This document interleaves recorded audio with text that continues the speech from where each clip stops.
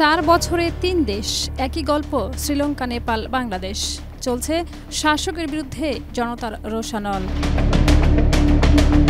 গত 4 বছরে দক্ষিণ এশিয়ার 3টি দেশে জনতার বিক্ষোভে ক্ষমতার মোড় ঘুরে গেছে। আলাদা আলাদা সময় ও প্রেক্ষাপটে শুরু হয় এই আন্দোলনগুলোর বৈশিষ্ট্য মিল ছিল বিস্ময়করভাবে। তবে পার্থক্য ছিল কেবল পতাকার রং, স্লোগান আর ভৌগোলিক। কিন্তু পরিণতি ছিল একই: গণরোষ, দমননীতি আর শেষ পর্যন্ত শাসকের পতন ও দেশত্যাগ।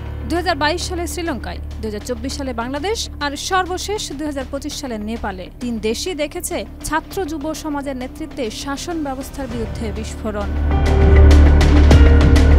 শ্রীলঙ্কায় শুরু করা হয়েছিল ভয়াবহ অর্থনৈতিক সংকট থেকে। জ্বালানি, খাদ্য ও ওষুধের ঘাটতিতে নাজেহাল মানুষ 2022 সালের জুলাই রাস্তায় নামে। বিক্ষোভকারীরা প্রেসিডেন্ট গোতাবায়া রাজাপাকসে ও প্রধানমন্ত্রী রনিল বিক্রমাসিংহের সরকারি বাসভবনে ঢুকে পড়ে। গোতাবায়া দেশ ছেড়ে পালাতে বাধ্য হন। বাংলাদেশের ক্ষেত্রেও চিত্রটা ছিল প্রায় একই রকম। 2024 সালের জুলাইয়ে কোটা সংস্কার আন্দোলন শুরু হয়, যা দ্রুতই ক্ষমতাসীন আওয়ামী লীগের বিরুদ্ধে বৃহত্তর আন্দোলনের রূপ নেয়। আন্দোলনকারীরা প্রধানমন্ত্রীর বাসভবন, গণভবন দখল করে নেয়। শেষমেশ শেখ হাসিনা পদত্যাগ করে দেশ ছাড়েন।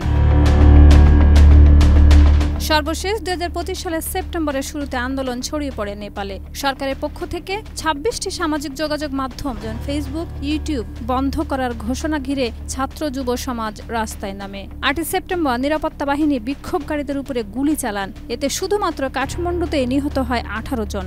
এর জবাবে পরদিন থেকেই উত্তাল হয়ে ওঠে পুরো দেশ। সরকার দলীয় কার্যালয় ও মন্ত্রীদের বাড়িতে আগুন দেওয়া হয়। নেতাদের রাস্তায় ফেলে গণপিটুনিও চলে। চাপের মুখে পদত্যাগ করেন প্রধানমন্ত্রী কেপি শর্মা ওলি। তার অবস্থান এখনো নিশ্চিত নয়, তবে অনেক সংবাদ মাধ্যম জানিয়েছে তিনি দুবাই পালিয়ে যেতে পারেন। বিশেষজ্ঞরা বলছেন, এই 3টি দেশের অভিজ্ঞতা একটি বিষয় স্পষ্ট করে দেয়: শাসক যতই শক্তিশালী হোক না কেন, জনতার ধৈর্য যখন ফুরোয়, তখন পতন রুখে দেওয়া সম্ভব হয় না। ভিন্ন দেশ, ভিন্ন পতাকা, ভিন্ন নামের সরকার, কিন্তু শাসকের ঠিকানায় জনতার ধাক্কা ঠিক একই রকম।